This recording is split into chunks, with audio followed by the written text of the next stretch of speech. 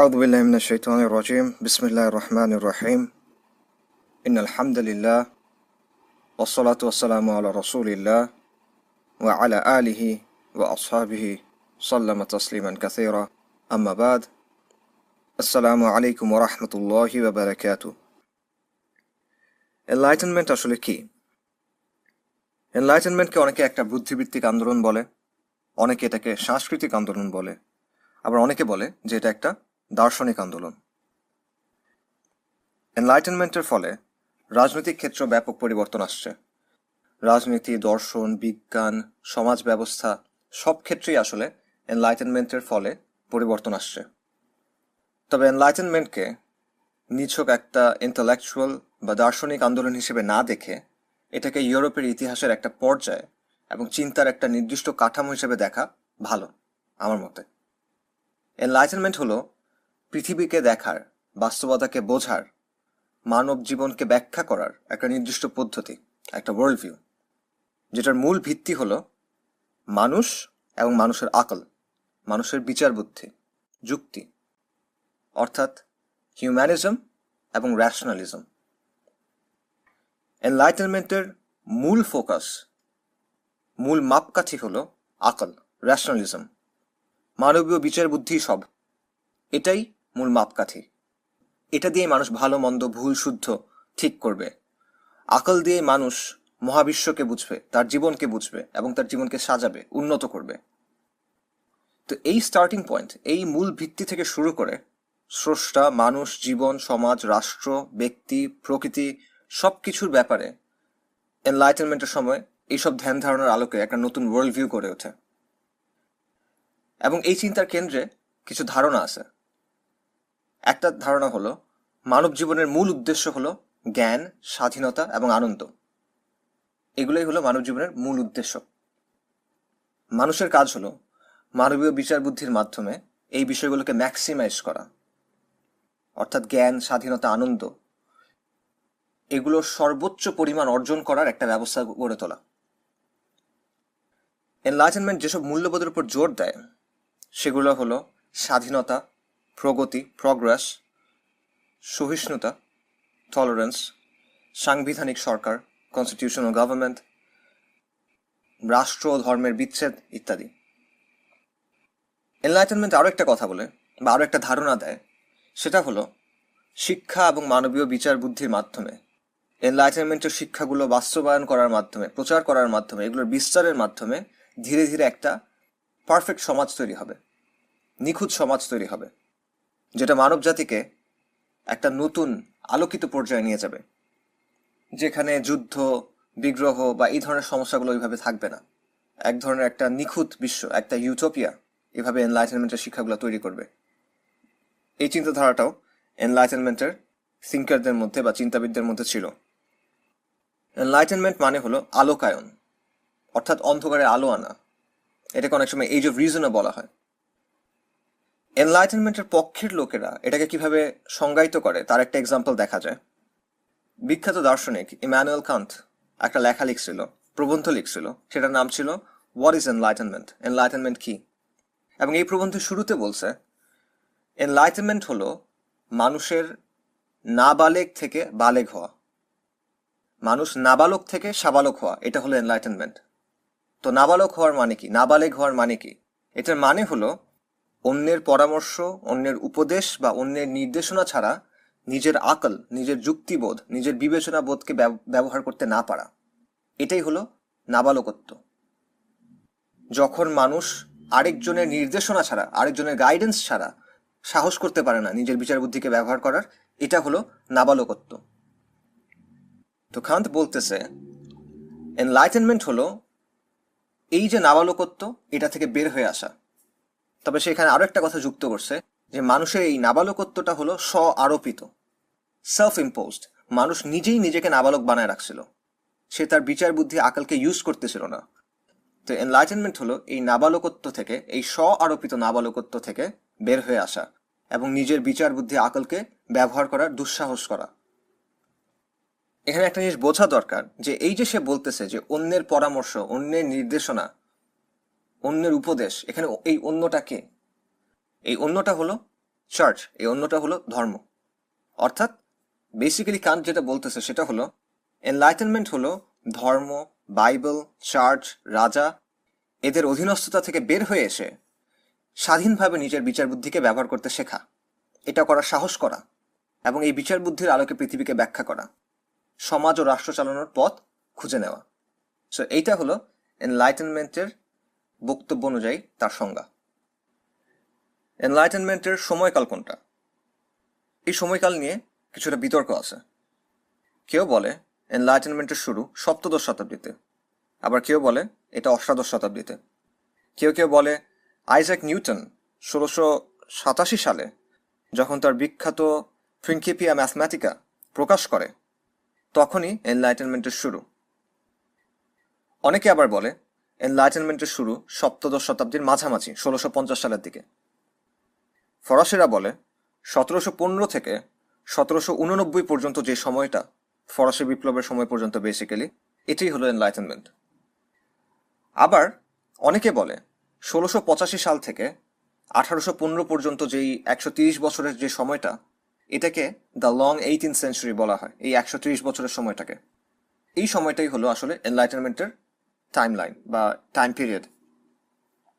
কাজে এখানে একটা মতপার্থক্য আছে যে এনলাইটেনমেন্টটা আসলে কোন সময়কাল, এটা নিয়ে একটা মতপার্থক্য আছে। এবং এই মতপার্থক্যের একটা সহজ কারণ হলো এনলাইটেনমেন্টের ধারণাগুলো সব একই সময়ে একই সাথে তৈরি হয় নাই। এগুলো একটা লম্বা সময় নিয়ে ধীরে ধীরে তৈরি হয়েছে এবং বিস্তার লাভ করছে। এনলাইটেনমেন্টের বিভিন্ন যারা চিন্তাবিদ, যারা দার্শনিক, তাদের নিজেদের চিন্তা ভাবনার মধ্যেও বিভিন্ন পার্থক্য ছিল। এই কারণে এনলাইটেনমেন্টের একটা নির্দিষ্ট টাইম লাইন বা একটা নির্দিষ্ট সময়কাল ঠিক করা একটু কঠিন। তবে আমার মতে 1650 থেকে রাফলি 1820-1830 পর্যন্ত সময়টাকে এনলাইটেনমেন্টের টাইম পিরিয়ড হিসেবে ধরা যায়।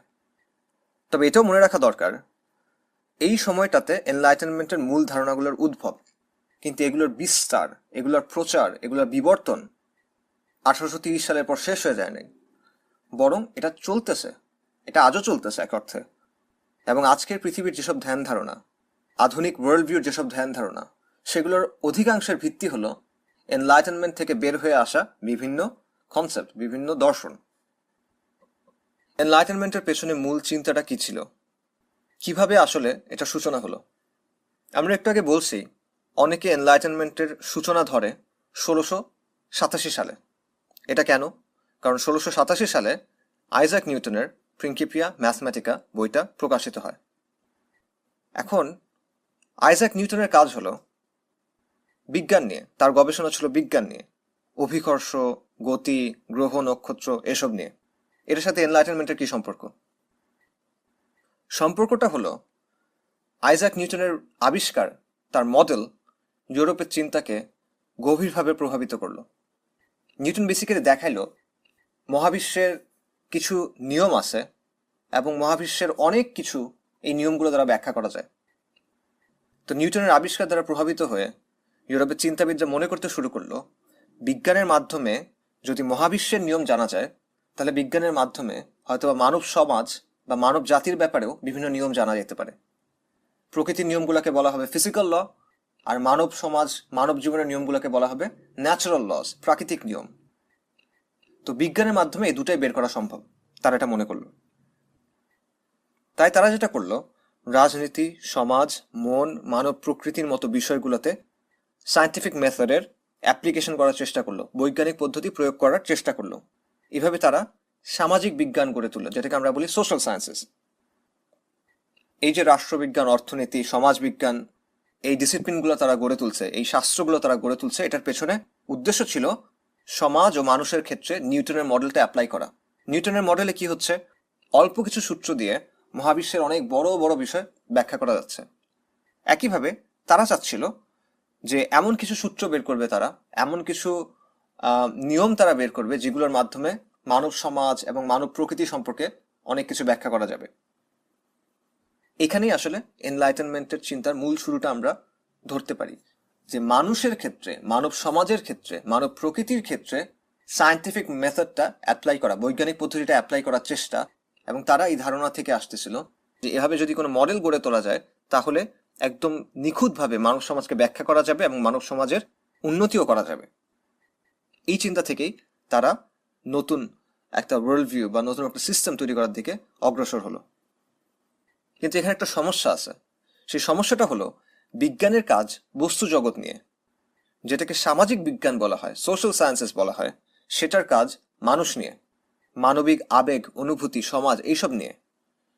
এখানে কি বৈজ্ঞানিক পদ্ধতি আসলে কার্যকর হইতে পারে কিনা, এটা একটা বড় প্রশ্ন।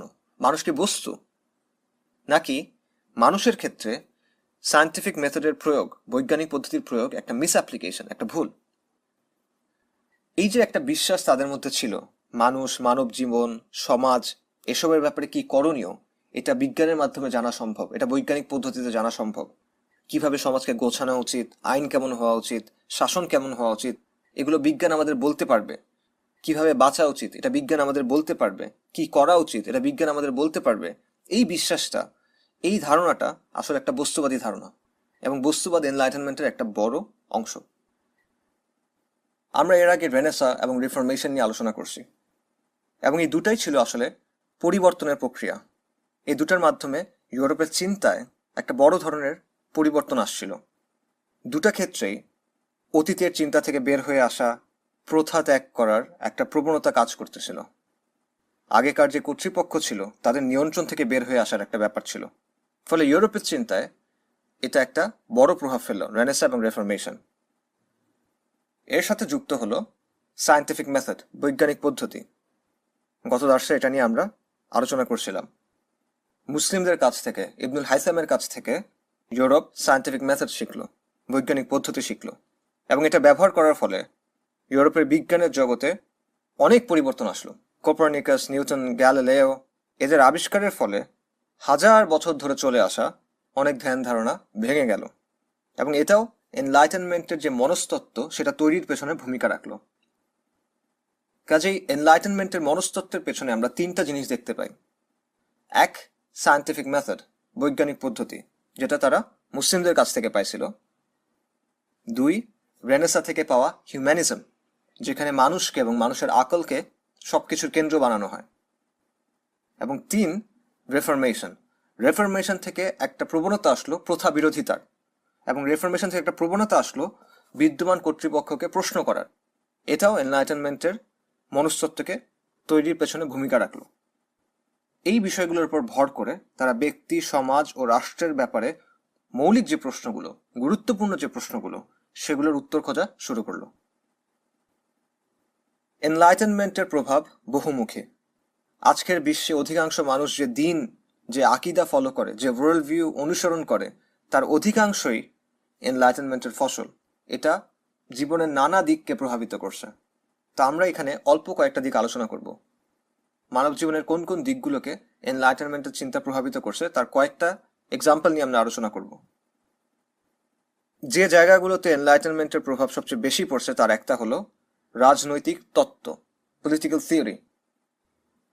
1642 থেকে 1651 পর্যন্ত ব্রিটেনে একটা গৃহযুদ্ধ হয়, সিভিল ওয়ার। এই যুদ্ধটা হয় রাজা এবং অভিজাতদের মধ্যে, পার্লামেন্টের মধ্যে, between the king and the parliament. এরকম যুদ্ধ নতুন কিছু না, এর আগেও হয়েছে।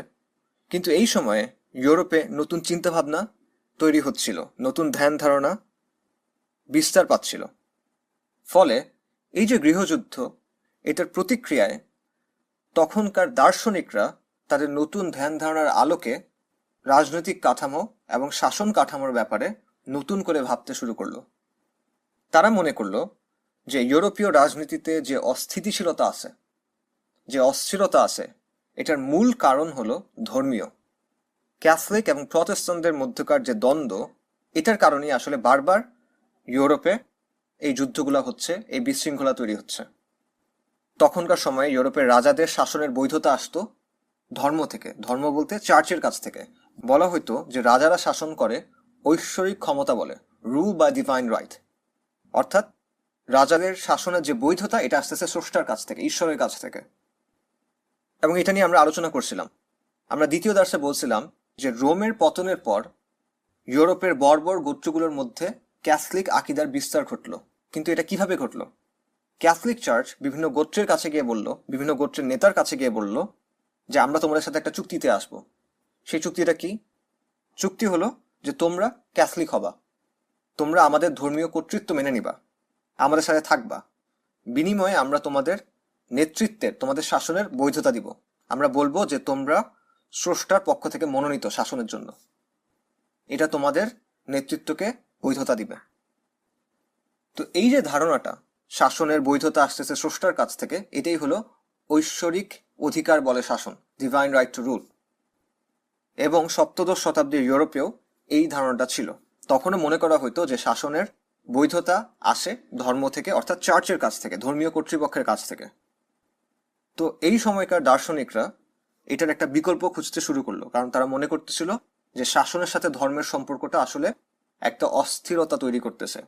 এটার কারণে রাজনৈতিক অস্থিরতা তৈরি হচ্ছে, যুদ্ধ হচ্ছে, গৃহযুদ্ধ হচ্ছে। কাজেই শাসনের এমন একটা ভিত্তি খুঁজে বের করতে হবে, এমন কোনো ভিত্তি আনতে হবে যেটার সাথে ধর্মের কোনো সম্পর্ক নাই, যেটা ধর্মীয় কর্তৃপক্ষের উপর নির্ভরশীল না, যেটার জন্য আপনার চার্চের কাছে যেতে হবে না, যেটার জন্য আপনার ধর্মগুরুর কাছে যেতে হবে না, যেটার ভিত্তি হবে দুনিয়াবি কিছু, এবং এতে করে রাজনৈতিক স্থিতিশীলতা আসবে।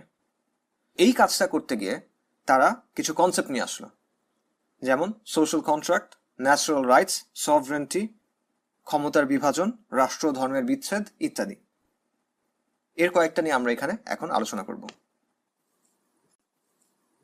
প্রথম যে কনসেপ্টটা নিয়ে আলোচনা করা দরকার সেটা হলো সোশ্যাল কন্ট্রাক্ট থিওরি বা সামাজিক চুক্তি তত্ত্ব। এই তত্ত্বের মূল আলোচনা কি নিয়ে? এটার আলোচনা হলো ব্যক্তির উপর রাষ্ট্রের যে কর্তৃত্ব, এটার বৈধতা নিয়ে। দেখেন, প্রত্যেক নাগরিকের উপর রাষ্ট্রের একটা কর্তৃত্ব থাকে। রাষ্ট্র চাইলে আপনার কাছ থেকে ট্যাক্স নিতে পারে, রাষ্ট্র আপনাকে বাধ্য করতে পারে তার আইন মেনে চলতে, এবং রাষ্ট্র আপনাকে বলতে পারে যে আমাদের এখন যুদ্ধ চলতেছে, বাধ্যতামূলকভাবে তোমার এখন যুদ্ধে যেতে হবে। এরকম অনেক দিক থেকে রাষ্ট্র নাগরিকের উপর কর্তৃত্ব করে। এই যে কর্তৃত্ব, এটার ভিত্তি কি? এটা কোথা থেকে আসতেছে? কিসের ভিত্তিতে রাষ্ট্র বা শাসক বা সরকার এই কর্তৃত্বটা পাচ্ছে? আগে বলা হচ্ছিল যে এটা আসতেছে স্রষ্টার কাছ থেকে, ঐশ্বরিক অধিকার বলে শাসন, ডিভাইন রাইট টু রুল। কিন্তু এখনকার চিন্তাবিদরা, অর্থাৎ এনলাইটেনমেন্টের সময়কার চিন্তাবিদরা, এটার একটা বিকল্প ব্যাখ্যা দিতে চাচ্ছেন। তারা চাচ্ছেন এমন কোনো ব্যাখ্যা আনতে যেখানে ধর্মের কোনো সংস্পর্শ নাই, যেখানে ধর্মের কোনো ধারণাই নাই। ধর্ম ছাড়া কিভাবে শাসনের বৈধতা দেয়া যায়, কিভাবে সরকারের কর্তৃত্বের বৈধতা দেয়া যায়, এই প্রশ্নের উত্তর তারা খুঁজতেছেন। তো এইখানে তারা যে বিকল্প ব্যাখ্যা আনলো সেটাই হলো সামাজিক চুক্তি বা সোশ্যাল কন্ট্রাক্ট। এবং এনলাইটেনমেন্টের সময় এই যে সামাজিক চুক্তি তত্ত্ব, এটাই রাজনৈতিক বৈধতার মূল তত্ত্ব হয়ে উঠল ইউরোপে। তো এই যে সোশ্যাল কন্ট্রাক্ট, সামাজিক চুক্তি তত্ত্ব, এটার মূল বক্তব্য কি? এটার মূল বক্তব্য হলো ব্যক্তি, ইন্ডিভিজুয়াল, স্বেচ্ছায় তার কিছু স্বাধীনতা, তার কিছু অধিকার রাজনৈতিক কর্তৃপক্ষের কাছে হস্তান্তর করছে। এই কর্তৃপক্ষ হইতে পারে রাজা, এই কর্তৃপক্ষ হইতে পারে কোনো পার্লামেন্ট, এই কর্তৃপক্ষ হতে পারে অধিকাংশের ইচ্ছা। কিন্তু মূল পয়েন্ট হলো ব্যক্তি, মানুষ, ইন্ডিভিজুয়াল স্বেচ্ছায় তার কিছু অধিকার, তার কিছু স্বাধীনতা পলিটিক্যাল অথরিটির কাছে, রাজনৈতিক কর্তৃপক্ষের কাছে সারেন্ডার করছে। বিনিময়ে রাজনৈতিক কর্তৃপক্ষ তাকে কি দিবে? রাজনৈতিক কর্তৃপক্ষ তাকে নিরাপত্তা দিবে, এবং তার অন্যান্য যেসব অধিকার আছে সেগুলো প্রোটেক্ট করবে, সেগুলো সংরক্ষণ করবে, প্রতিরক্ষা করবে, এবং সামাজিক শৃঙ্খলা বজায় রাখবে। অর্থাৎ চুক্তির দুটা পক্ষ এখানে, একদিকে হলো ইন্ডিভিজুয়ালস, ব্যক্তি মানুষ, আরেকদিকে হলো সরকার। ব্যক্তি কি করবে? ব্যক্তি তার কিছু অধিকার, তার কিছু স্বাধীনতা সরকারের কাছে হস্তান্তর করবে, সরকারের কাছে সারেন্ডার করবে। বিনিময়ে সরকার তাকে দিবে নিরাপত্তা, সরকার তার অন্যান্য অধিকারও সংরক্ষণ করবে, এবং সরকার আইন শৃঙ্খলা বজায় রাখবে। এটাই হলো সোশ্যাল কন্ট্রাক্ট, এটাই হলো সামাজিক চুক্তি। এই যে এখানে ইন্ডিভিজুয়ালস এবং রাষ্ট্রের মধ্যে একটা চুক্তি হইল। এই যে সোশ্যাল কন্ট্রাক্টের ধারণা, সামাজিক চুক্তির ধারণা, এটা কোথা থেকে আসলো? এনলাইটেনমেন্টের চিন্তাবিদরা প্রথমে এমন একটা অবস্থার কথা চিন্তা করলো যেখানে কোনো ধরনের রাজনৈতিক কাঠামো নাই, কোনো ধরনের সামাজিক কাঠামো নাই, যেখানে কোনো আইন নাই, কোনো নেতা নাই, কোনো সমাজ নাই, কোনো রাষ্ট্র নাই, কোনো শাসন নাই, কিছুই নাই। মনে করেন হাজার হাজার বছর আগে কোনো একটা অবস্থা। এই অবস্থাটাকে তারা নাম দিল state of nature. State of nature, প্রাকৃতিক অবস্থা। এটা একটা হাইপোথেটিক্যাল সিচুয়েশন, একটা থট এক্সপেরিমেন্ট, এটা একটা কাল্পনিক জিনিস। এটা আসলে ছিল কি না ছিল সেটা আসলে তারা জানে না। এনলাইটেনমেন্টের দার্শনিকরা ধরে নিল অনেক অনেক বছর আগে, হাজার হাজার বছর আগে নিশ্চয়ই এমন একটা সময় ছিল যখন কোনো সমাজ ছিল না, কোনো সরকার ছিল না, কোনো শাসন ছিল না, কোনো সুশৃঙ্খল ব্যবস্থাও ছিল না। এই যে অবস্থা, যেটাকে তারা স্টেট অফ নেচার বলতেছে, প্রাকৃতিক অবস্থা বলতেছে, যেখানে রাষ্ট্র নাই, সমাজ নাই, আইন নাই, কিছুই নাই, এই অবস্থায় জীবন কেমন ছিল? এই অবস্থা থেকে কিভাবে প্রথমবারের মতো সরকার তৈরি হইল এবং কেন মানুষ সরকার তৈরি করলো? এই প্রশ্নগুলো থেকেই সোশ্যাল কন্ট্রাক্ট থিওরি বা সামাজিক চুক্তি তত্ত্বের শুরু। আর এই ব্যাপারে সর্বপ্রথম যে বিস্তারিত আলোচনা করলো সে হলো থমাস হবস। হবস ছিল একজন ইংলিশ দার্শনিক।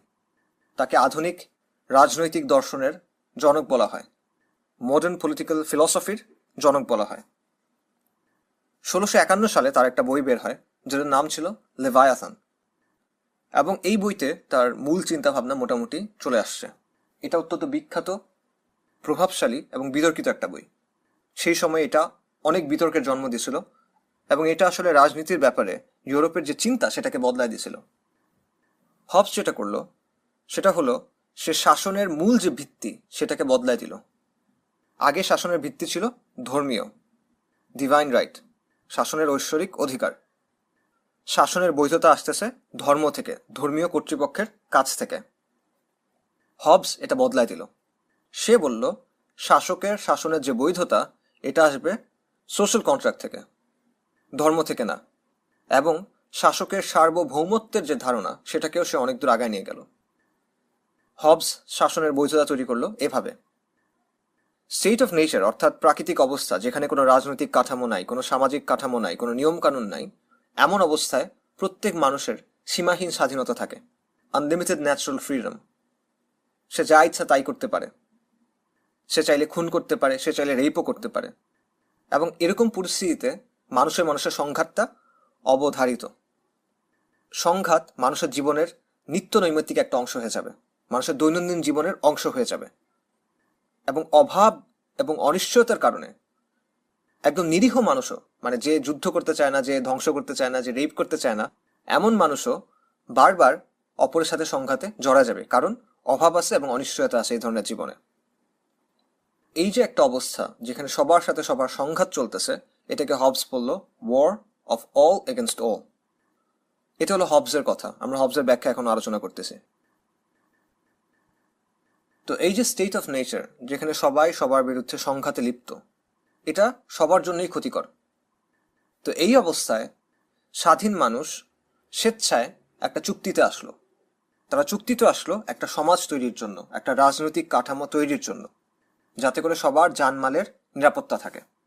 এবং সবাই চুক্তি করে একজন সভরেন, একজন সার্বভৌম সত্তার অধীনস্থ হলো।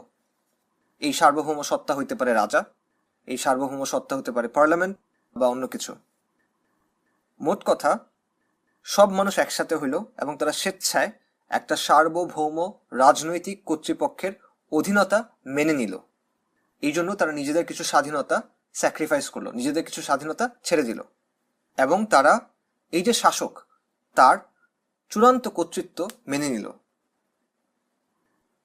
এই সার্বভৌম শাসকের ব্যাপক ক্ষমতা থাকবে। এমন শাসক স্বৈরাচারী হয়ে উঠতে পারে, এমন শাসক জুলুম করতে পারে। কিন্তু হবসের মতে স্টেট অফ নেচার অর্থাৎ প্রাকৃতিক অবস্থা, যেখানে সবার সাথে সবার সংঘাত, এটার চাইতে একজন সার্বভৌম শাসকের অধীনে নিরাপত্তা পাওয়া, শৃঙ্খলা পাওয়া, যদিও কিছুটা জুলুম হচ্ছে, এটা বেটার। অর্থাৎ হবসের বক্তব্য হলো মানুষ তার ব্যক্তিগত স্বার্থ দ্বারা চালিত হয় এবং কোনো কর্তৃপক্ষ না থাকলে এর ফলে সবার মধ্যে সংঘাত তৈরি হয়। তাই মানুষকে নিয়ন্ত্রণের জন্য প্রবল ক্ষমতাশালী একটা সার্বভৌম শাসক বা কর্তৃপক্ষ দরকার।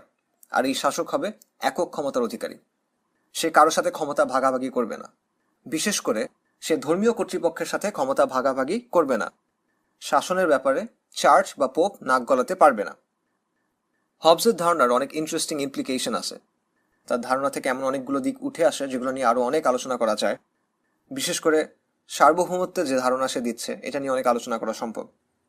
কিন্তু একটা দিক যেটা নিয়ে কথা বলা দরকার সেটা হলো হবসের যে ধারণা, এখান থেকে সেকুলারিজমের একটা আইডিয়া চলে আসে। কিন্তু প্রথমত শাসনের যে ভিত্তিটা ছিল আগে ধর্মের উপরে, সেটাকে সরায় সে নিয়ে আসলো সোশ্যাল কন্ট্রাক্টের উপরে।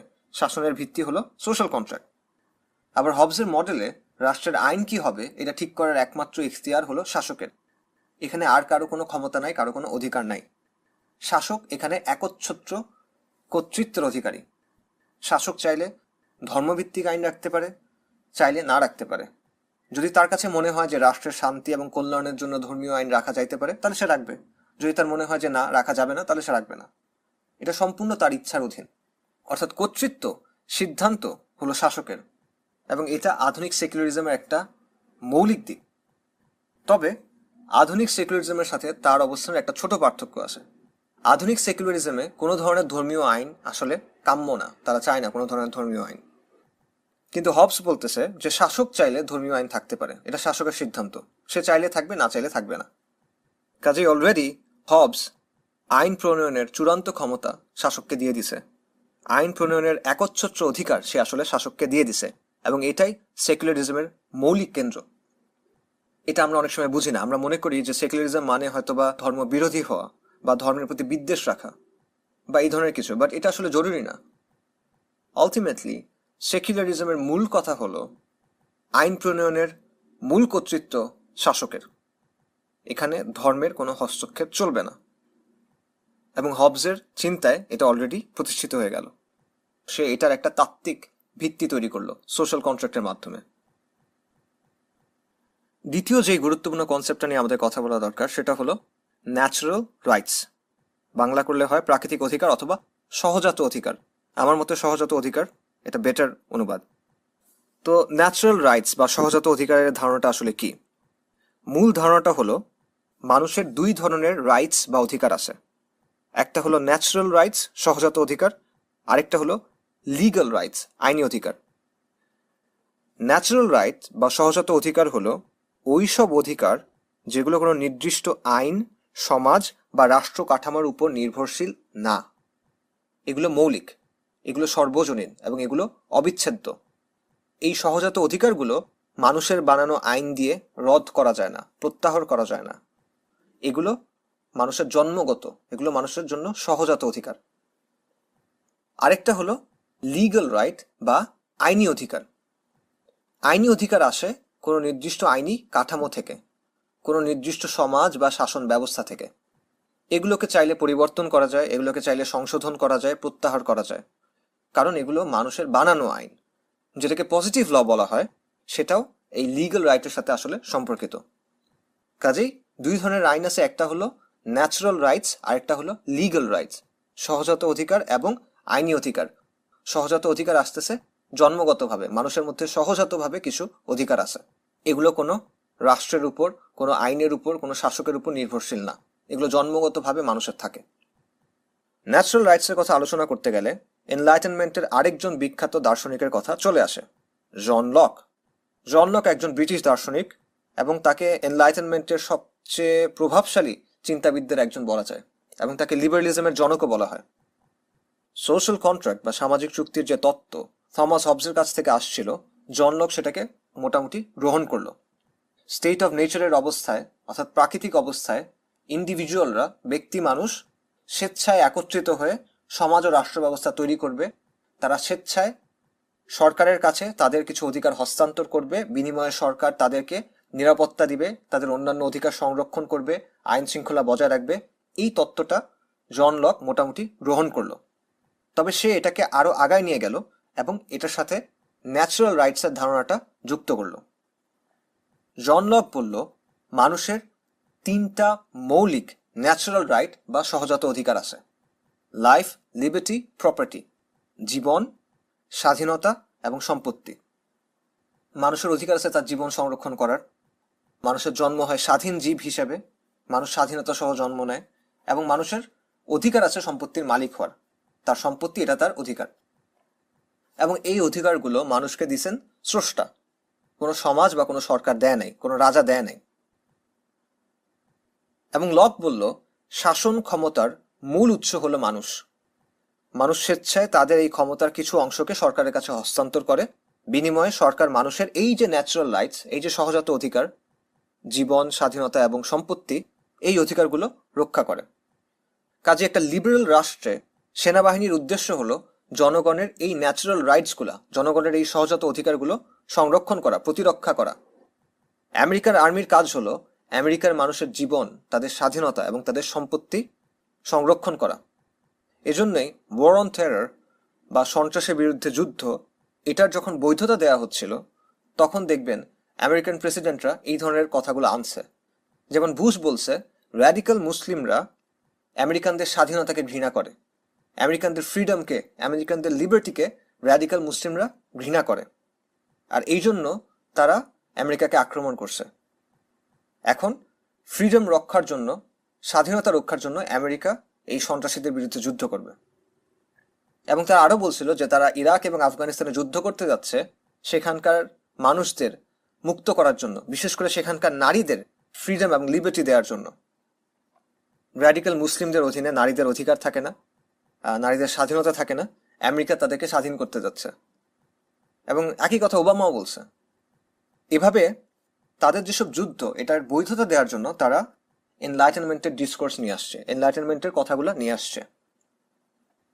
জন লকের চিন্তার একটা বড় দিক হলো ন্যাচারাল রাইটসের যে ধারণা, সে এটা নতুনভাবে আনছিল এটা। আরেকটা দিক হলো জন লক ব্যক্তির স্বাধীনতাকে তার চিন্তার একদম কেন্দ্রে রাখছিল। তার দর্শনে ব্যক্তির স্বাধীনতা সবচেয়ে গুরুত্বপূর্ণ বিষয়গুলোর একটা, বাকি সবকিছুর চেয়ে এটা গুরুত্বপূর্ণ। এবং তাদের যে রাজনৈতিক দর্শন, তাদের যে রাজনৈতিক তত্ত্ব, এগুলোর মূল বিশ্লেষণ শুরু হচ্ছে ব্যক্তিকে দিয়ে, পরিবারকে দিয়ে না, গোত্রকে দিয়ে না, ব্যক্তিকে দিয়ে। এবং তারা বলতেছে যে সরকারের দায়িত্ব হলো ব্যক্তির স্বাধীনতা রক্ষা করা, ইন্ডিভিজুয়ালের যে স্বাধীনতা আছে, ইন্ডিভিজুয়ালের যে লিবার্টি আছে, সেটাকে রক্ষা করা, মানুষের যা ইচ্ছা তাই করার স্বাধীনতা রক্ষা করা। অর্থাৎ তাদের এই পুরো অ্যানালিসিসের ভিত্তি হলো ব্যক্তি এবং ব্যক্তি স্বাধীনতা, ব্যক্তির অধিকার। ফলে ইন্ডিভিজুয়ালিজম বা ব্যক্তি স্বাতন্ত্র্যবাদের যে ধারণা, যেটা আমরা আজকে দেখি, সেটার পেছনে থমাস হবস এবং বিশেষ করে জন লকের ভূমিকা অনেক। এভাবে হবস এবং লকের চিন্তা থেকে শাসনের একটা সেকুলার ভিত্তি তৈরি হলো, শাসনের একটা বিকল্প ভিত্তি তৈরি হলো। আগে শাসনের ভিত্তি ছিল ঈশ্বরের কাছ থেকে পাওয়া অধিকার, চার্চের কাছ থেকে দেওয়া অনুমোদন। এখন শাসনের ভিত্তি হলো সোশ্যাল কন্ট্রাক্ট এবং ন্যাচারাল রাইটস। শাসকের বৈধতার জন্য এখন আর ধর্মের কাছে যেতে হবে না, এখন আর চার্চের কাছে যেতে হবে না, দুনিয়াবি চিন্তা দিয়েই এই বৈধতা দেয়া যাবে।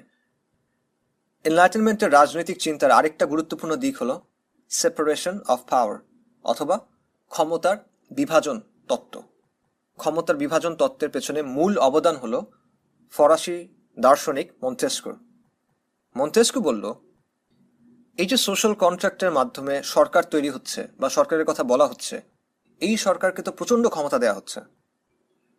এখন এই সরকার যদি অধিকার রক্ষার বদলে অধিকার হরণ করা শুরু করে, রক্ষক যদি ভক্ষক হয়ে যায়, তাহলে কি হবে? সরকারের দায়িত্ব হলো জীবন, স্বাধীনতা, সম্পদ এগুলো রক্ষা করা। এটার ভিত্তিতেই তো চুক্তি হলো, তাই না? কিন্তু সরকার তো যে কোনো ব্যক্তির চেয়ে শক্তিশালী, অনেক অনেক গুণ বেশি শক্তিশালী। এখন সরকার যদি নিজেই ব্যক্তির এই অধিকারগুলো হরণ করা শুরু করে, সরকার যদি মানুষকে গুম করা শুরু করে, খুন করা শুরু করে, অন্যায়ভাবে বন্দি করে রাখে, তার সম্পদ ছিনায় নেয়, তাহলে কি হবে? এই যে প্রচন্ড ক্ষমতাবান যে সরকার, এই যে প্রচন্ড শক্তিশালী লেভায়াথান, এটার মোকাবেলা কিভাবে করা হবে? তো এটা সমাধান হিসেবে মন্তেস্কু একটা প্রস্তাব দিল। সে বলল যে রাষ্ট্রের বিভিন্ন অংশ থাকবে এবং এই অংশগুলোর মধ্যে ক্ষমতার বিভাজন থাকবে, সেপারেশন অফ পাওয়ার। যে সব ক্ষমতা রাষ্ট্রের কোনো একটা অংশের হাতে কেন্দ্রীভূত থাকবে না। রাষ্ট্রের তিনটা অংশ থাকবে। একটা হলো নির্বাহী বিভাগ, এক্সিকিউটিভ ব্রাঞ্চ, যেটার প্রধান হলো প্রধানমন্ত্রী বা প্রেসিডেন্ট। আরেকটা হবে বিধান প্রণয়নকারী বিভাগ বা আইনসভা, লেজিসলেটিভ ব্রাঞ্চ, যেটা হলো সংসদ। এবং তৃতীয় একটা হলো বিচার বিভাগ, জুডিশিয়ারি, হাইকোর্ট, সুপ্রিম কোর্ট, এগুলা। এবং এই প্রতিটা বিভাগের হাতে নির্দিষ্ট পরিমাণ ক্ষমতা থাকবে, কারো হাতে একক ক্ষমতা থাকবে না, এবং প্রতিটা অংশ আলাদা হবে। তারা নিজেদের ভূমিকা স্বাধীনভাবে পালন করবে। এবং সবচেয়ে গুরুত্বপূর্ণ পয়েন্ট হলো প্রতিটা বিভাগ অন্য দুটা বিভাগের উপর নজরদারি করবে, মানে তারা দেখবে যে অন্য কেউ যেন তার ক্ষমতার অপব্যবহার না করে। এভাবে তারা একে অপরের উপর চেক অ্যান্ড ব্যালেন্স হিসেবে কাজ করবে। এই চিন্তাটা কাগজে কলমে খুবই ভালো শোনায় এবং খুবই যৌক্তিক মনে হয়, কিন্তু এটার বাস্তবতা আসলে কতটুকু? রাষ্ট্র, সরকার যদি কোনো নাগরিকের পেছনে লাগে তার অবস্থাটা কি হয়? এই বাস্তবতা আপনাদের সামনেই আছে, এটা নিয়ে বিস্তারিত আলোচনা করার কিছু নাই।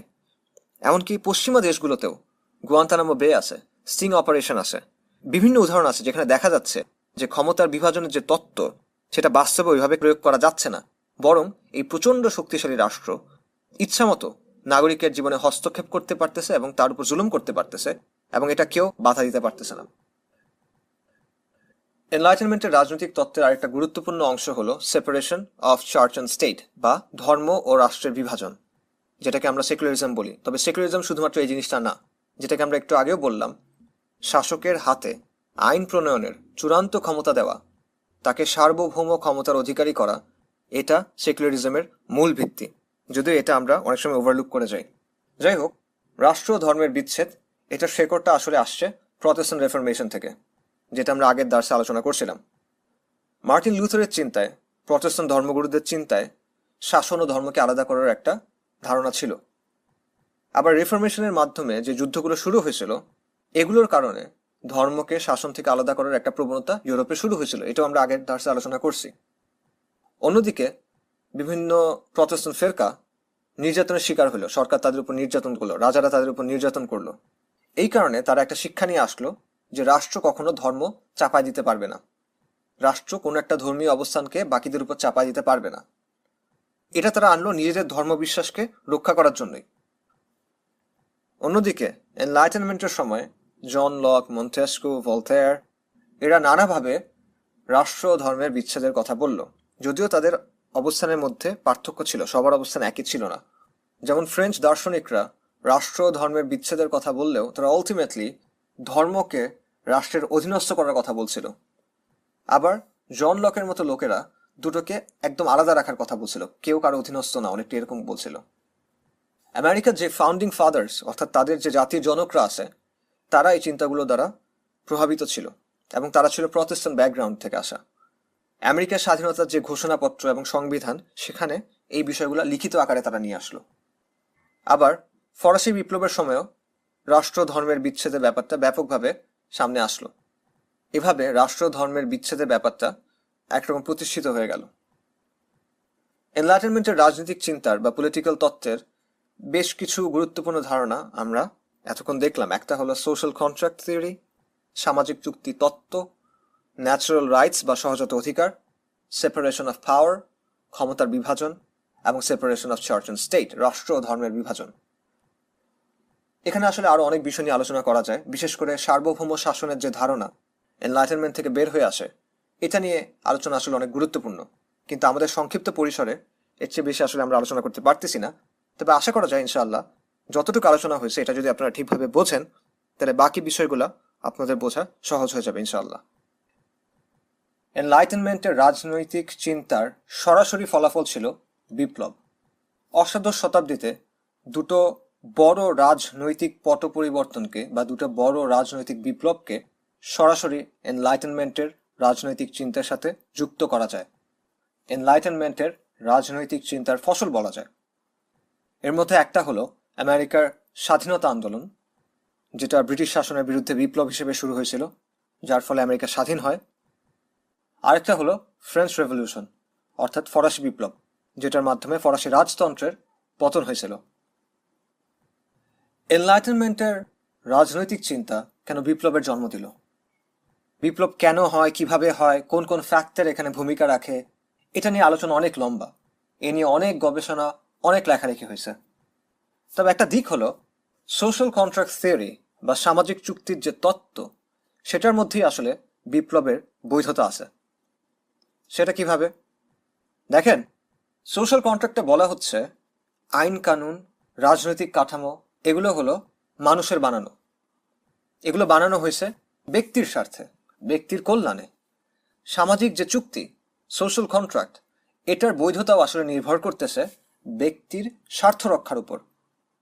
যেহেতু মূল ক্ষমতা আসতেছে মানুষের কাছ থেকে, মানুষ স্বেচ্ছায় সরকারের কাছে নিজেদের ক্ষমতা হস্তান্তর করছে। কাজেই সরকার যদি দায়িত্ব পালনে ব্যর্থ হয় তাহলে সামাজিক চুক্তি, সোশ্যাল কন্ট্রাক্ট বাতিল হয়ে যাবে। হবস যেমন বলছে, কোনো সরকার যদি দুর্বল হয়, কোনো সরকার যদি নৈরাজ্য এবং বিশৃঙ্খলা নিয়ন্ত্রণ করতে না পারে, তার অনুগত হওয়া বাধ্যতামূলক না। জন লক বলছে, সরকার যদি ন্যাচারাল রাইট অর্থাৎ সহজাত অধিকারগুলো রক্ষা করতে না পারে তাহলে ওই সরকারের আনুগত্য করা আর আবশ্যক থাকে না। মানুষ চাইলে এমন সরকারের কাছ থেকে তার আনুগত্য প্রত্যাহার করে নিতে পারে, ফিরাই নিতে পারে। রুসোর মতে, সরকার যদি জনমানুষের সামষ্টিক ইচ্ছার প্রতিফলন করতে না পারে, জেনারেল উইল যেটাকে বলে, এটার প্রতিফলন যদি সরকার করতে না পারে তাহলে সরকারের আনুগত্য করা জরুরি না। এমন অবস্থায় মানুষ সরকার পরিবর্তন করতে পারে, মানুষ চাইলে শাসক পরিবর্তন করতে পারে। সেই পরিবর্তনের পদ্ধতি কি হবে? নির্বাচন হইতে পারে, অন্য কোনো পদ্ধতি হইতে পারে, প্রয়োজনে ভায়োলেন্সের মাধ্যমে হতে পারে, সহিংসতার মাধ্যমে হতে পারে, অস্ত্রের মাধ্যমে হতে পারে। কাজেই মানুষ চাইলে কিছু নির্দিষ্ট প্রেক্ষাপটে অস্ত্রের মাধ্যমে সরকারের পরিবর্তন করতে পারে, শাসক পরিবর্তন করতে পারে। এটার একটা বৈধতা, এটার একটা লেজিটিমেসি সোশ্যাল কন্ট্রাক্ট থিওরির মধ্যে আছে। এবং আমেরিকান এবং ফ্রেঞ্চ বিপ্লবে সরাসরি সোশ্যাল কন্ট্রাক্ট থিওরি এবং ন্যাচারাল রাইটসের কথা আনা হয়েছে। দ্য ডিক্লারেশন অফ ইন্ডিপেন্ডেন্স, আমেরিকার স্বাধীনতার যে ঘোষণাপত্র, সেখানে সরাসরি ন্যাচারাল রাইটসের কথা আসছে। বলা হয়েছে, আমরা এই সত্যগুলোকে স্বপ্রমাণিত মনে করি, প্রত্যেক মানুষকে সমান সৃষ্টি করা হয়েছে এবং স্রষ্টা তাদেরকে কিছু অবিচ্ছেদ্য অধিকার দিয়েছেন, আনএলিয়েনেবল রাইটস। এই যে অবিচ্ছেদ্য অধিকার, এটা কোত্থেকে আসতেছে? এটা হলো ন্যাচারাল রাইটস, জন লকের চিন্তা থেকে যেটা আসতেছে। একইভাবে ডিক্লারেশন অফ ইন্ডিপেন্ডেন্সে এর পরের লাইনে অ্যাকচুয়ালি সোশ্যাল কন্ট্রাক্টের কথাও আসছে এবং সেখানে এটা বলা হয়েছে, মানুষ চাইলে সরকার পরিবর্তন করতে পারে। যদি কোনো সরকার মানুষের ন্যাচারাল রাইটসগুলো সংরক্ষণের বদলে এগুলো হরণ করা শুরু করে বা এগুলোর উপর হস্তক্ষেপ করা শুরু করে, তাহলে মানুষ চাইলে ওই সরকারের পতন ঘটাতে পারে, ওই সরকার ব্যবস্থা বাদ দিতে পারে এবং নতুন সরকার প্রতিষ্ঠা করতে পারে। কাজেই আমেরিকান বিপ্লবের যারা নেতা ছিল, আমেরিকার ফাউন্ডিং ফাদার্স, আমেরিকার জনকরা, তারা সরাসরি এনলাইটেনমেন্টের রাজনৈতিক তত্ত্বের ওপর তাদের বিপ্লবের ভিত্তি তৈরি করছিল। একই কথা প্রযোজ্য ফ্রেঞ্চ রেভলিউশনের ক্ষেত্রেও। ফ্রেঞ্চ রেভলিউশনের পেছনে, ফরাসি বিপ্লবের পেছনে এনলাইটেনমেন্ট দার্শনিকদের চিন্তার অনেক প্রভাব ছিল। ভলতেয়ার, রুসো, আমেরিকান রেভলিউশন, প্রতিটা জিনিস ফ্রেঞ্চ রেভলিউশনের চিন্তাকে প্রভাবিত করছিল। 1789 সালে বিপ্লবীরা একটা ঘোষণাপত্র প্রকাশ করছিল, declaration of the rights of man and citizen. এখানেও আপনারা ন্যাচারাল রাইটস, সোশ্যাল কন্ট্রাক্ট এগুলোর ধারণা পাবেন। এবং পরবর্তীতে এই দুটা বিপ্লবের পর এনলাইটেনমেন্টের রাজনৈতিক তত্ত্ব, রাজনৈতিক চিন্তা ইউরোপের অন্যান্য অঞ্চলেও ছড়ায় পড়ে। বিশেষ করে নেপোলিয়নের যুদ্ধের মাধ্যমে ইউরোপের অনেক অঞ্চলে ফরাসি বিপ্লবের চিন্তা প্রয়োগ করা হয়। কাজেই এই বিপ্লবগুলো সরাসরি এনলাইটেনমেন্টের দর্শনের সাথে যুক্ত। এনলাইটেনমেন্টের চিন্তার আরেকটা প্রভাব দেখা যায় নৈতিকতার ক্ষেত্রে বা এথিক্সের ক্ষেত্রে। এনলাইটেনমেন্ট সবকিছুর মূল মাপকাঠি বানালো মানুষকে, মানুষের আকলকে, মানুষের বিচার বুদ্ধিকে। সে সবকিছুর কেন্দ্রে বসালো মানুষকে। আগে নৈতিকতার ভিত্তি ছিল স্রষ্টা, ক্রিশ্চিয়ানিটি, চার্চের শিক্ষা। এখন নৈতিকতার ভিত্তি হলো মানুষ, আকল, নফস। এনলাইটেনমেন্টের চিন্তা থেকে তাই নৈতিকতার নতুন কিছু ধারণা বের হয়ে আসলো, যার মধ্যে সবচেয়ে প্রভাবশালী সেটা হলো ইউটিলিটারিয়ানিজম বা উপযোগবাদ। উপযোগবাদ বেসিক্যালি বলল, নৈতিকতার মূল ভিত্তি হলো সুখ এবং কষ্ট, আনন্দ এবং বেদনা। যা মানুষকে সুখ দেয়, যা সুখ বৃদ্ধি করে সেটা ভালো, যা সুখ কমায়, যা কষ্ট তৈরি করে বা কষ্ট বৃদ্ধি করে সেটা খারাপ।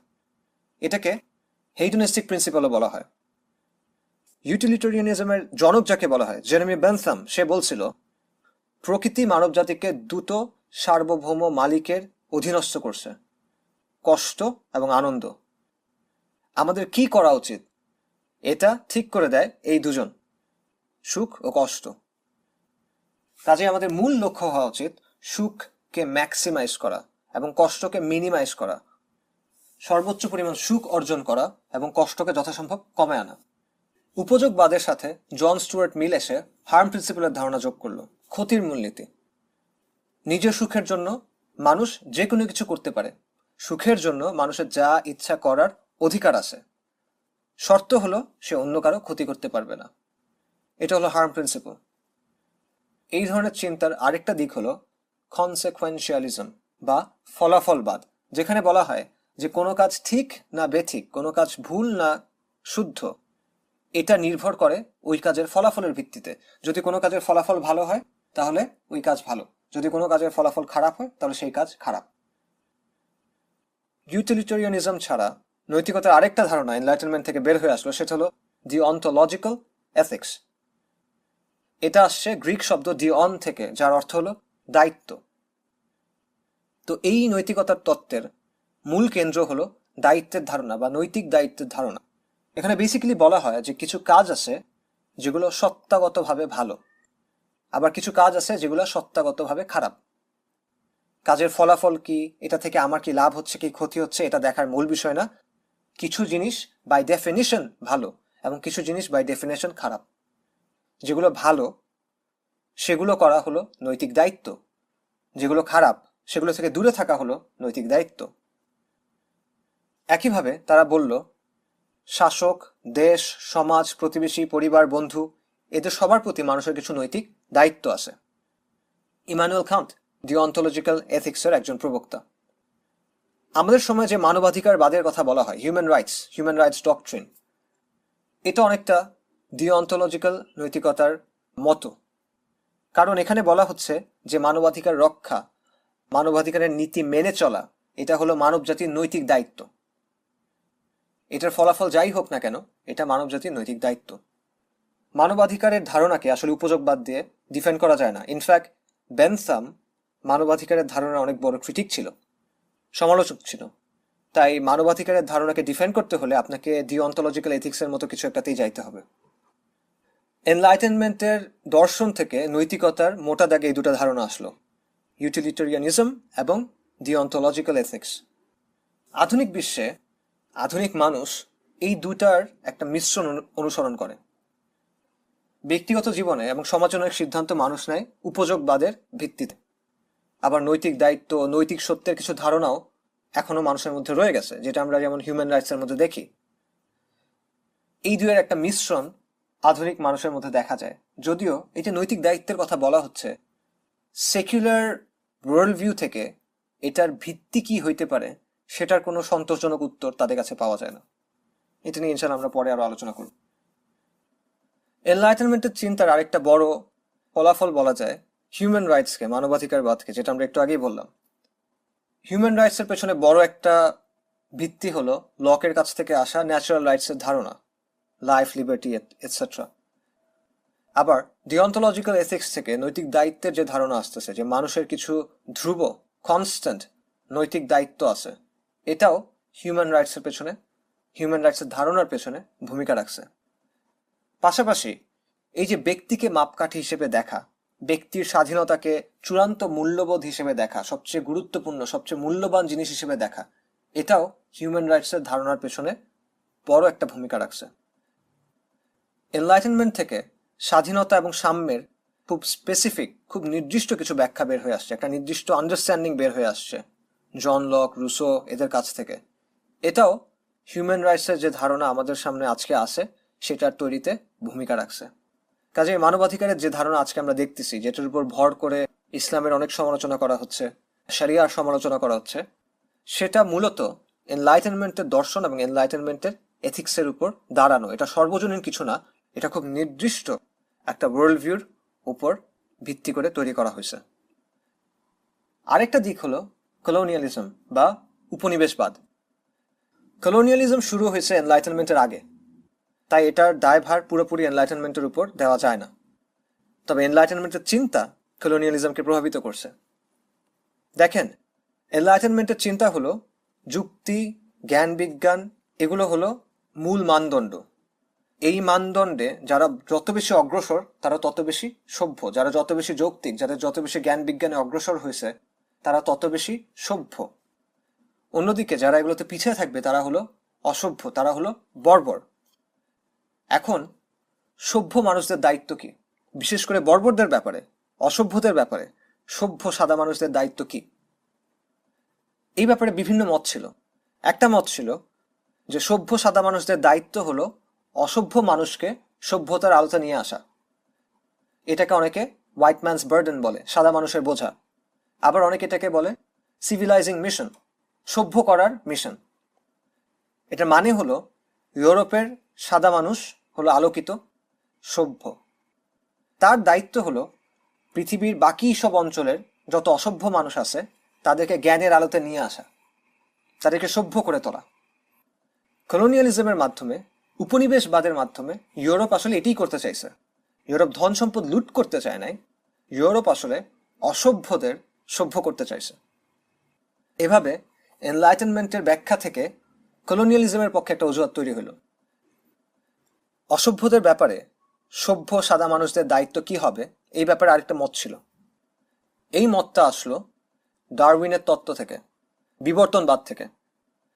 বিবর্তনবাদের একটা অংশ ছিল সার্ভাইভাল অফ দ্য ফিটেস্ট, যে যোগ্য, যে উপযুক্ত, যে শক্তিশালী সে টিকে থাকবে, সে রাজত্ব করবে, আর যে দুর্বল, যে পশ্চাৎপদ, তারা বিলুপ্ত হয়ে যাবে, এক্সটিংক্ট হয়ে যাবে। এটার উপর ভিত্তি করে তারা চিন্তা করলো যে ইউরোপের সাদা মানুষরা হলো উচ্চতর মানুষ, তারা যোগ্য, তারা উপযুক্ত, তারা শক্তিশালী, তাই তারা পুরো পৃথিবীর উপর রাজত্ব করতেছে। বাকি যারা আছে, আফ্রিকা, এশিয়া, বাকি পৃথিবীর কালো মানুষ, বাদামি মানুষ, হলুদ মানুষ, এরা হলো দুর্বল, অনগ্রসর, বর্বর, অসভ্য।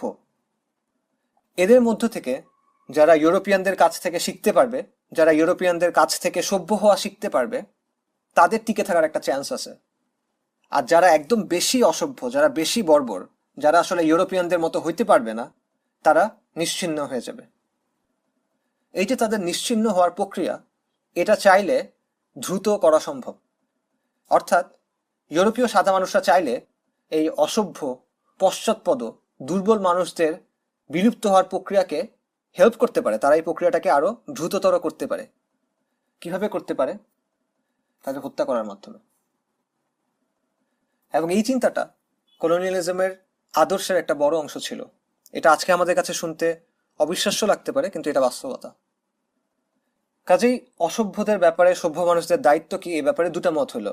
একটা মত হলো যে অসভ্যদের সভ্য করতে হবে, তাদেরকে সভ্যতার আলোতে নিয়ে আসতে হবে। আরেকটা কথা হলো যে অসভ্যরা তো আসলে নিশ্চিহ্ন হয়ে যাবে, সো এই নিশ্চিহ্ন করার প্রক্রিয়াটা আমরা আরো দ্রুততর করতে পারি।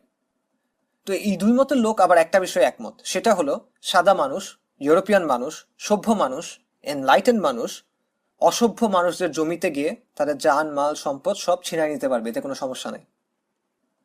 কাজে এইভাবে এনলাইটেনমেন্ট কলোনিয়ালিজমের বৈধতা তৈরিতে ভূমিকা রাখল। সবশেষে আমরা ধর্মের ক্ষেত্রে এনলাইটেনমেন্টের প্রভাব দেখব, এবং আমার মতে ধর্মের ক্ষেত্রে এনলাইটেনমেন্টের সবচেয়ে বড় প্রভাব হলো ডিইজম, DEISM, ডিইজম। এই শব্দটার কোনো জুৎসই বাংলা প্রতিশব্দ নাই, আমার জানা মতে নাই। অনেকে এটার অনুবাদ করেন যৌক্তিক একেশ্বরবাদ, কিন্তু সেটা আসলে সঠিক না। সহজ ভাষায় ডিইজম হলো ধর্ম বাদ দিয়ে স্রষ্টায় বিশ্বাস। যারা ডিইজমে বিশ্বাসী তাদেরকে বলা হয় ডিইস্ট। ডিইস্টরা মনে করে একজন স্রষ্টা মহাবিশ্বকে তৈরি করছেন, তিনি মহাবিশ্বের আইন ঠিক করে দিয়েছেন, তিনি প্রকৃতির আইন ঠিক করে দিয়েছেন, কিন্তু একবার তৈরি করার পর তিনি আর সৃষ্টি জগতে হস্তক্ষেপ করেন না। এটা হলো অনেকটা এমন যে একটা চাবি দেয়া ঘড়ির মতো, চাবি ঘোরায়, ঘড়ি ছেড়ে দেয়া হয়েছে, এখন ঘড়ি নিজের মতো চলতেছে। অর্থাৎ স্রষ্টা সব নিয়ম কানুন ঠিক করে দিয়েছেন, তারপর তৈরি করছেন, তারপর চাবি ঘুরে ছেড়ে দিয়েছেন, এখন এখানে উনি আর কোনো হস্তক্ষেপ করেন না, মহাবিশ্ব নিজের নিয়মে চলতেছে। এটা হলো ডিইস্টদের বিশ্বাস। এবং ডিইস্টরা মনে করে কোনো ধর্ম পালন করে স্রষ্টাকে পাওয়া যাবে না, স্রষ্টার নৈকট্য অর্জন করা যাবে না। স্রষ্টাকে পাওয়ার উপায় হলো যুক্তি, বিজ্ঞান, অনুসন্ধান। এবং তারা মনে করে যে স্রষ্টার ব্যাপারে জানার একমাত্র উৎস হলো বেসিক্যালি বিজ্ঞান এবং মানুষের যুক্তি। আসমানি কিতাব, আসমানি জ্ঞান, ওয়াহি এরকম কিছু নাই। জ্ঞান বিজ্ঞানের মাধ্যমে মানুষ প্রকৃতি সম্পর্কে জানবে এবং এভাবেই মানুষ স্রষ্টা সম্পর্কে কিছু ধারণা পাবে। এবং যেহেতু আসমানি কিতাব, ওয়াহি এগুলোর দরকার নাই, তাই ধর্মেরও কোনো প্রয়োজন নাই। ধর্মের বিধান এগুলো হলো ধাপ্পাবাজি। গালগল্প, পুরোহিততন্ত্র। আসল ইবাদত হলো নিজের জ্ঞান বুদ্ধি অনুযায়ী নৈতিক এবং সঠিক জীবন যাপন করা। কাজেই ডিইজম স্রষ্টাকে বিশ্বাস করে কিন্তু আসমানি কিতাবে বিশ্বাস করে না। ডিইজম স্রষ্টায় বিশ্বাস করে কিন্তু ধর্মীয় বিধিবিধান বিশ্বাস করে না। ডিইজম স্রষ্টা মানে কিন্তু ধর্ম মানে না। এনলাইটেনমেন্টের অনেক গুরুত্বপূর্ণ ব্যক্তি ডিইস্ট ছিল। যেমন আমেরিকার ফাউন্ডিং ফাদার্সের অনেকেই ছিল ডিইস্ট। ভলটেয়ার ছিল ডিইস্ট। ফরাসি বিপ্লবের নেতা ম্যাক্সিমিলিয়ান রবস্পিয়ার ছিল ডিইস্ট। রাজা রামমোহন রায় একটা নতুন ধর্ম প্রতিষ্ঠা করছিল, এটার নাম ছিল ব্রাহ্ম সমাজ। আপনারা অনেকে হয়তো জানেন। রবীন্দ্রনাথ ব্রাহ্ম সমাজের অংশ ছিল। দ্বারকানাথ ঠাকুর সেও ব্রাহ্ম সমাজের অংশ ছিল। এরাও ছিল ডিইস্ট। ধর্ম বিশ্বাসের ক্ষেত্রে ডিইজমের যে ধারণাটা আসলো যে স্রষ্টায় বিশ্বাস করি কিন্তু ধর্মে বিশ্বাস করি না, আমি আমার ব্যক্তিগত জীবনে ভালো হইলেই হবে, এবং সেই ভালো হওয়ার ধারণাটাও হলো আমার জ্ঞান বুদ্ধি অনুযায়ী, এটা এনলাইটেনমেন্টের অনেক বড় একটা প্রভাব। একটা জিনিস মনে রাখবেন, ইউরোপ কিন্তু সরাসরি খ্রিশ্চান থেকে নাস্তিক হয় নাই।